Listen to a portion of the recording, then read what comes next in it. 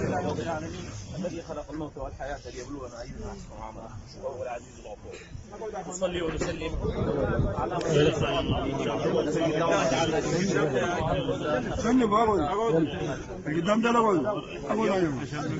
شجاعة كبيرة والأمر جلل فوق الاحتمال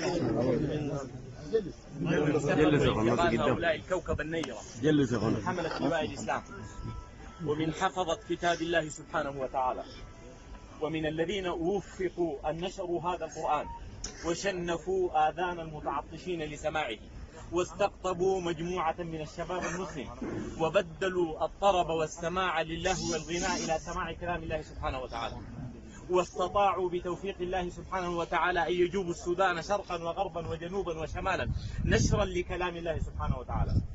نحن مجتمع وقبيلة الحفظة ندرك هذه الفجوة التي تركها هؤلاء ونعلم تلك المساحة التي ستكون بعدهم، وإن المساجد والمحاريب والليالي والمنابر التي ستبكيهم قبل أن نبكيهم نحن بدموعهم، ويكفينا أن تشهد عليهم هذه مجموعة من الناس. إن الله سبحانه وتعالى إذا أراد أن يختم للإنسان بحسن الخاتمة جعل عباده شهداء عليه. هذا الموقف الذي نراه الآن من مهابته وجلاله، هذا العرس الذي يزف فيه عرس الموت لأول مرة في تاريخ الإنسانية بعد العظماء من رسول الله عليه صلى الله عليه وسلم من الأولياء، لم نرى عريسا يزف يوم موته كما زف أخونا نورين وإخوانه. هذا الملمح الذي يؤكد للناس أن الذي يعيش على القرآن يعيش حيا، وإذا مات فهو حي بين الناس.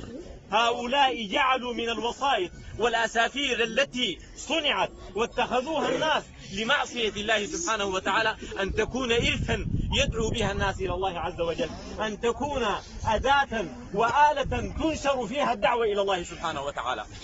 رأيتم ليلة البارحة كل الأسافير وكل الوسائط التي امتلأت بذلك الصوت الشجي، بتلك الآيات النبية، بتلك الأنفاس الذكية، بتلك الدعوات الصادقة من أولئك الكرام الذين سبقونا إلى جنات الله سبحانه وتعالى.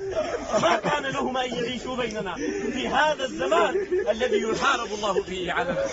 هم سبقونا لأن الله سبحانه وتعالى اختارهم لجواره. هم سبقونا وتركونا لنوازع النفس تنازعنا وتجاهلون النزوات والشهوات والصراعات والفتن، وهم الآن في مستقر رحمة الله سبحانه وتعالى. نحن لا نزكي أحدا على الله، ولكن الذي يعيش على القرآن ويموت على القرآن ويشهد عليه أهل القرآن ويبكيه أهل القرآن ويعرف بالناس بالقرآن ويذكر الناس بالقرآن ويبقى علامة ورمز من رموز القرآن، يكفيه أن الله سبحانه وتعالى قد اصطفاه وقد اختاره لهذه الرسالة في هذه الحياة. إذن إخوتي، نحن ينبغي أن نخشى على أنفسنا وأن نخاف على أنفسنا. هم ذهبوا إلى الله سبحانه وتعالى، ذهبوا يرددون كلامه، ذهبوا بعد أن جاءوا من دعوة صادقة، ذهبوا جماعتهم صلة الإيمان وصلة القرآن الموصولة بوصل الله سبحانه وتعالى. ولذلك هذه الجموع التي بقتهم وشيعتهم وعزتهم الكثيرون منهم قد لا يعرفونهم ولم يرونهم ولم يلتقونهم، ولكنهم صلوا خلفهم وسمعوا القرآن بآذانهم وأطربوا في قلوبهم بالخشوع. ولذلك نبكي على أنفسنا أم نبكي على هؤلاء؟ من الذي سيبكي علينا؟ من الذي اختار الله له ميتة مثل هذه؟ من الذي مات في ليلة الجمعة أو في يوم الجمعة مساء بعد أن جاء من دعوة إلى الله، بعد أن لهج لسانه بذكر الله، بعد أن قال الذين كانوا معهم أنهم كانوا يقرؤون السبع؟ تعرفون السبع؟ 3 أجزاء ونصف من القرآن يقرؤها الحافظ كعادته، هم يتبادلونها لوحا لوحا ونجمة نجمة وحزبا حزبا وجزءا جزءا، كأنهم عرفوا أنهم سينتقلون في تلك اللحظة، كأنهم عرفوا أنهم سيموتون شهداء.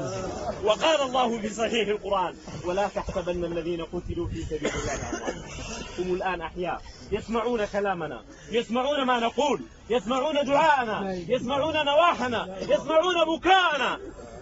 هم لا يستطيعون أن يردوا علينا، ولو قدر الله لهم أن يردوا علينا لقالوا سيروا على درب القرآن، سيروا على نشر الله سبحانه وتعالى، على نشر دين الله عز وجل، قفوا على كتاب الله، كونوا وقافين، كونوا بكائين، كونوا خاشعين، كونوا متبتلين، لأن النجاة والفوز بيد الله سبحانه وتعالى. والله اصطفى من هذه الأمة ثم أورثنا الكتاب الذين اصطفينا من عبادنا. صحيح منهم ظالم لنفسه، منهم مقتصد، منهم سابق بالخيرات بإذن الله، ولكن في كل ذلك هو الفضل الكبير. جنات عدن يدخلونها يحلون فيها من أساور من ذهب ولؤلؤ ولباسهم كحرير، وقال الحمد لله الذي أذهب عنا الحزن إن ربنا لغفور شكور، الذي أحلنا دار المقامة من فضله، لا يمسنا فيها نصب ولا يمسنا فيها لغوب. كل من عرف نورين وعرف إخوانه الذين انتقلوا معه تذكر القرآن وتلاوة القرآن وصوت النبي بالقرآن وأمداح النبي عليه الصلاة والسلام ورقة القلوب وعون الملهوف وغوث الفقير والوقوف في باب تعاونوا على البر والتقوى ولا تعاونوا على الإثم والعدوان. لو أرادوها دنيا لبنوها شوامخ من العمارات، ولو أرادوها دنيا لكانوا في مقدم صفوف القيادات، ولكنهم أرادوا أن يكونوا أئمة مهنة النبي عليه الصلاة والسلام، أرادوا أن يكونوا على سيد الأنبياء والمرسلين عليه الصلاة والسلام. ولذلك نسأل الله أن يحيينا أئمة وأن يميتنا أئمة وأن يحشرنا في زمرة إمام الأئمة محمد عليه الصلاة والسلام. نحن لا نملك في هذا الموقف إلا أن نعزي أنفسنا والأمة الإسلامية في هذا الفقد الجلد، وندعو الله عز وجل الذي اختار لهم هذه الميتة أن يجعل دعاءنا هذا شفاعة لهم. اللهم اغفر لهم وارحمهم وأكرم نزلهم ووسع مدخلهم واجعل قبرهم روضة من رياض الجنة، واغسلهم بالماء والثلج والبرد، نقهم من الذنوب والخطايا كما ينقى الثوب الأبيض من الدنس، أبدلهم دارا خيرا من دارهم وأهلا خيرا من أهلهم، اجعلهم اللهم من أصحاب اليمين الذين هم في سدر مخضود وطلح منضود وظل ممدود وماء مسكوب وفاكهة كثيرة لا مقطوعة ولا ممنوعة، اجعلهم اللهم من السابقين الذين ذكرتهم في كتابك، والسابقون السابقون أولئك المقربون في جنات النعيم. اللهم لا تفتنا بعدهم ولا تحرمنا أجرهم، واغفر لنا ولهم يا حي يا قيوم. اللهم إن كانوا محسنين فزد في إحسانهم، وإن كانوا مسيئين فتجاوز عن سيئاتهم، إنك على ما تشاء قدير. اللهم إنهم قد انتقلوا إليك وتركونا خلفهم، اللهم إن أشواقنا إليهم أنت أعلم. اللهم إنك تعلم أننا نفتقدهم في محاربك، ونفتقدهم في صلواتك، ونفتقدهم في تراويحك، ونفتقدهم في تهجدك، ونفتقدهم في حلقاتك، ونفتقدهم في دوننا يا رب العالمين. فاخلف علينا البركة في يا حي. اللهم أجرنا في مصيبتنا وأبدلنا خيرا منها يا رب العالمين. اللهم إنك تعلم أن الدموع التي تزرف لأشواقنا لسماع كلامك، وتزرف أشواقا لسماع كلامك، وتزرف أشواقا للصلاة بين يديك يا رب العالمين خلف هؤلاء الأئمة العدول. اللهم إنا نسألك في هذه الساعة وفي هذا الماء كما جمعتنا على موتهم أن تجعل بموتهم هذا فتحا للدين والدعوة، أن تجعل بموتهم هذا فتحا لدعوة الله سبحانه وتعالى، أن تجعل بموتهم هذا فتحا لدين الله عز وجل.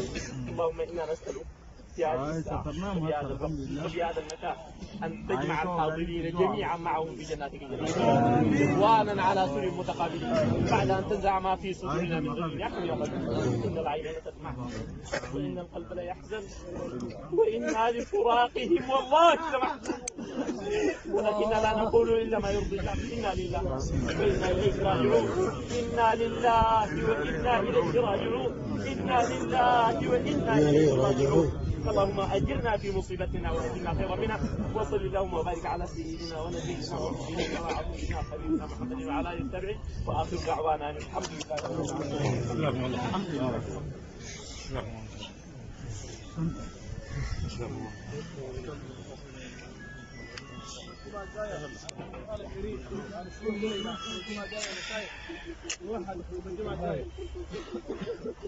هؤلاء الشهداء